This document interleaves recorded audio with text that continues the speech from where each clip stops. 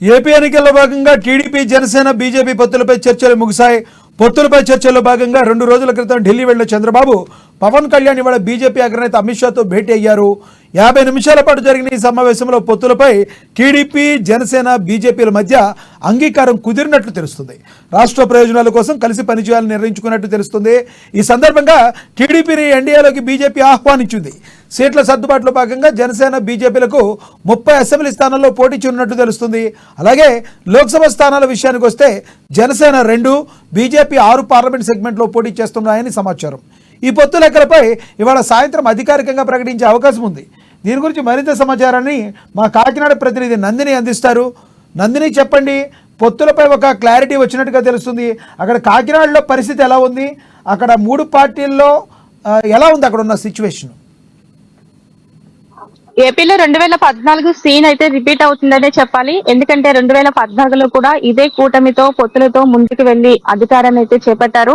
అయితే తాజాగా ఈ రోజు జరిగిన ఏదైతే కేంద్రంలో ఢిల్లీలో కేంద్ర హోంమంత్రిని అమిత్ షా అయితే జనసేన టీడీపీ నేతలైతే కలిశారు. అయితే 55 నిమిషాల పాటు సుదీర్ఘంగా చర్చలు పొత్తుల మీద అలాగే అభ్యర్థుల సీట్ల ఖరారు మీద అయితే చర్చలు అయితే జరిగాయి. మీరు అన్నట్టు ఈ రోజు సాయంత్రానికే అధికారికంగా కూడా అభ్యర్థుల పేర్లు కూడా ఖరారు చేసే అవకాశం అయితే ఉంది. ఏదైతే చంద్రబాబు టీడీపీ సంబంధించి 170 సీట్లకి సంబంధించి 30 మాత్రము జనసేనకి బీజేపీకి అయితే ఇచ్చారు. గతంలో 24 అయితే జనసేనకి అయితే కన్ఫర్మ్ అయింది. మిగతా 6 సీట్లు కూడా బీజేపీకి అయితే ఈ రోజు పొత్తులో భాగంగా 6 సీట్లు ఖరారు అయినట్లుగా తెలుస్తుంది. మరోపక్క లోక్సభకు సంబంధించి 8 సీట్లు, అంటే 3 గతంలోనే 3 పార్లమెంట్ కి సంబంధించి జనసేన తీసుకుందని చెప్తున్నారు. కాకినాడ అలాగే ఇటు ఏదైతే అనకాపల్లి అలాగే మరొక నియోజకవర్గాన్ని అయితే ఈ 3 కాకుండా ఇప్పుడు జనసేన 2 మాత్రమే మొగ్గు చూపుతుందని చెప్పాలి. మిగతా 6 మాత్రము బీజేపీ ముఖ్యంగా ఎక్కువ లోక్సభల మీద ఏదైతే ఎంపీ స్థానాల మీద ఎక్కువగా అయితే ఫోకస్ చేస్తుందని తెలుస్తుంది. ముఖ్యంగా 6 సీట్లు మాత్రం 6 కావచ్చు 7 దాంట్లో కూడా పోటీ చేసే అవకాశాలు అయితే బీజేపీకి అయితే కనిపిస్తున్నాయి. 6 మాత్రము 24 జనసేనకి, 6 అయితే మాత్రం బీజేపీకి కన్ఫర్మ్ అయినట్లుగా తెలుస్తుంది. అధికారికంగా సాయంత్రానికి అయితే పూర్తి స్థాయిలో దీని మీద ప్రకటన కూడా వచ్చే అవకాశం ఉంది. ముఖ్యంగా ఇక్కడ ఈ రోజు ముఖ్యంగా చర్చ ఏంటంటే ఎంపీ క్యాండిడేట్ జనసేన అధినేత పవన్ కళ్యాణ్ కాకినాడ నుంచి పోటీ చేస్తారనే వార్తలు కూడా వస్తున్నాయి. గతంలో మనం చూసుకున్నట్లయితే 10 రోజుల క్రితమే అమ్మాయి న్యూస్ కూడా ముందు మనమే ఎక్స్క్లూజివ్ ఇచ్చాము. కాకినాడ ఎంపీగా పవన్ కళ్యాణ్ అయితే పోటీ చేయబోతున్నారని. ఆ వార్త ఈ రోజు వాస్తవం అయినట్లుగా తెలుస్తుంది. అంటే అది కూడా ఈ రోజు మన సాయంత్రానికి అధికారికంగా క్లారిటీ కూడా వచ్చే అవకాశం ఉంది.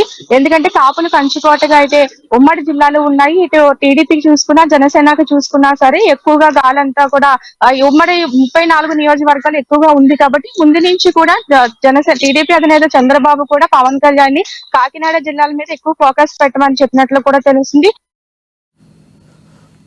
అయితే నందిని, చెప్పండి, ఇప్పుడున్న సిచ్యువేషన్లో మీకు తెలియచ్చు చేగొండి హరిరామ జోగయ్య అయితే ఏంటి, అదేవిధంగా ముద్రగడ పద్మనాభం అయితే ఏంటి, వీరిద్దరి వలన జనసేన టీడీపీ బీజేపీ కూటమికి ఏమన్నా లాస్ అయ్యే అవకాశం ఏమన్నా కనబడుతుందా? ఎందుకంటే ముద్రగడ పద్మనాభం మరో కొన్ని రోజుల్లో వైసీపీకి వెళ్ళబోతున్నట్లు అధికారంగా తెలుస్తుంది. అదేవిధంగా చేగొండి హరిరామ జోగయ్య ఏవైతే కాపు సంక్షేమ సేన అన్నీ కూడా రద్దు చేస్తున్నట్లుగా ప్రకటించారు. మరి ఎంతమంది ఈ కమ్యూనిటీ కూటమి వైపు నడిచే అవకాశం ఉంది? మరి ఎలా చూడొచ్చు దీన్ని? హరిరామ జోగయ్య గత కొన్ని రోజులకైతే లేఖలు కూడా సంధిస్తున్నారు పవన్ కళ్యాణ్ కి. కాపులంతా కూడా మీ వెంటే ఉన్నారు, ఖచ్చితంగా మీరు ఏపీలో మీరు సీఎం గా మేము చూడాలన్నది కాపులంతా కూడా కోరుకుంటున్నారు. కాపుల యొక్క కోరిక కూడా హరిరామ జోగయ్య కూడా చెప్పడం జరిగింది. అయితే తన తర్వాత కాపు ఉద్యమ నేత ముద్రగడ పద్మనాభం కూడా 2-3 సార్లు పవన్ కళ్యాణ్ కి లేఖలు కూడా సంధించారు. అయితే తాను కూడా ఖచ్చితంగా మేమంతా కూడా కాపులంతా కూడా మీకు సపోర్ట్ చేస్తాం, మీ వెంట ఉంటామని ముద్రగడ చెప్పినప్పటికీ ఏదైతే తొలి జాబితాలో 24 సీట్లకు మాత్రమే పవన్ కళ్యాణ్ పరిమితం అయ్యారు. ఇంకా మా అవసరం ఉండదు, మేము పవన్ కళ్యాణ్ ఏదో హోదాలో చూడాలనుకున్నాం, సీఎం హోదాలో చూడాలనుకున్నాం, కానీ ఆయన 24 సీట్లకే పరిమితం అయ్యారు. కాబట్టి ఇంకా మా అవసరం కూడా పవన్ కళ్యాణ్ కి ఉండదని చెప్పేసి తాజాగా ఆయన రాసిన లేఖతో 2 రోజుల క్రితమే మిథున్ రెడ్డి, ఏదైతే YCP regional coordinator Mithun Reddy కూడా ముద్రగడని కలిశారు. ముద్రగడ త్వరలో అంటే మరి 2 రోజుల్లో 12వ తారీఖు లోపు ఆయన కూడా వైసీపీకి వెళ్ళే యోచనలు కూడా అవకాశాలు కూడా కనిపిస్తున్నాయి. అంటే దీని ప్రభావం ముఖ్యంగా ఏదైతే కాకినాడ నుంచి అయితే గత గత నెల జనవరిలో చూసుకున్నట్లయితే పవన్ కళ్యాణ్ ఏదైతే గత 4 రోజులుగా కూడా కాకినాడలోనే ఉండి అసలు ఇక్కడ ఏం జరుగుతుంది, జిల్లాలో పరిస్థితులు ఏ విధంగా ఉన్నాయి, కాపు ఓటింగ్ శాతం ఎంత ఉంది, నిజంగా మనకి నుంచి పోటీ చేస్తే మనకు అనుకూలంగా ఉంటుందా లేదని కూడా తన సొంత సర్వేలు కూడా చేయించుకున్నారు. ఆ కార్యకర్తల ద్వారా సర్వేలు కూడా జరిగాయి. అంటే ముఖ్యంగా ఈ 34 నియోజకవర్గాలకు సంబంధించి ఖచ్చితంగా పవన్ కళ్యాణ్ కాకినాడ నుంచి పోటీ చేసి 7 నియోజకవర్గాలు 7 సెగ్మెంట్స్ కాకుండా పక్క జిల్లా ఏదైతే ఉందో వెస్ట్ గోదావరిలో ఉన్న నియోజకవర్గాలు కూడా దీని ప్రభావం ఉంటుంది కాబట్టి ఖచ్చితంగా ఈ 3 జిల్లాల్ని కూడా కవర్ చేసుకుంటూ పవన్ కళ్యాణ్ ఇక్కడ నుంచి గెలిచే అవకాశాలు కనిపిస్తాయి. కాపు ఓట్లు చీలిపోకుండా ఉంటుంది కాబట్టి ఈ విధంగా ముందు నుంచి ప్లానింగ్ లో ఉన్నారు. ఈ రోజు బీజేపీ ముఖ్య నేతలతో కలిసినప్పుడు కూడా బీజేపీ నేతలు కూడా ఇదే మాట పవన్ కళ్యాణ్ కి చెప్పడము, అంటే ముందు నుంచి కూడా పవన్ కళ్యాణ్ ఎంపీగా అలాగే అసెంబ్లీని ఎమ్మెల్యే కింద కూడా తను పోటీ చేసే అవకాశాలు ఉన్నాయని చెప్తున్నారు. అంటే ఖచ్చితంగా ఇప్పుడు కాకినాడ ఎంపీగా తను పోటీ చేసి గెలిస్తే మాత్రం కేంద్రంలో ఏదైతే తన మంత్రిగా కూడా పదవి చేపట్టే అవకాశాలు ఉంటాయి. అంటే కేంద్రంలో కూడా జనసేన రాజకీయం కూడా బలపడుతుంది. ఇటు ఏంటంటే తక్కువగా ఉన్న సీట్లు కాబట్టి అటు బీజేపీ కావచ్చు జనసేన కావచ్చు చాలా తక్కువ సీట్లు కాబట్టి మిగతా సీట్లన్నీ కూడా టీడీపీ బరిలో ఉంటుంది. టీడీపీ ఖచ్చితంగా అధికారం చేపడితే మాత్రం చంద్రబాబు సీఎం గా ఉంటారు.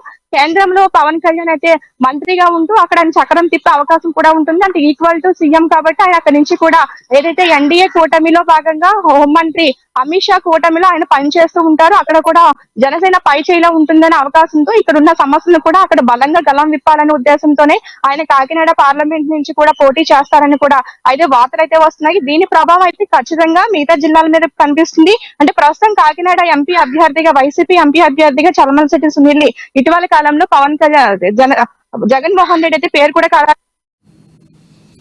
అయితే నందిని, ఈ ఇంపాక్ట్ ఇలా ఉన్నప్పటికీ కూడా ఒకవేళ పవన్ కళ్యాణ్ కాకినాడ ఎంపీగా పోటీ చేయడం వలన వైసీపీ దాన్ని నెగిటివ్ కోణంలో తీసుకెళ్లే అవకాశం లేదంటారా? ఎందుకంటే ఎమ్మెల్యే ఇంట గెలిచి ఏదైనా రచ్చ గెలవాలంటారు. మరి ఇంతవరకు పవన్ కళ్యాణ్ ఎమ్మెల్యేగా కూడా గెలవని పరిస్థితి.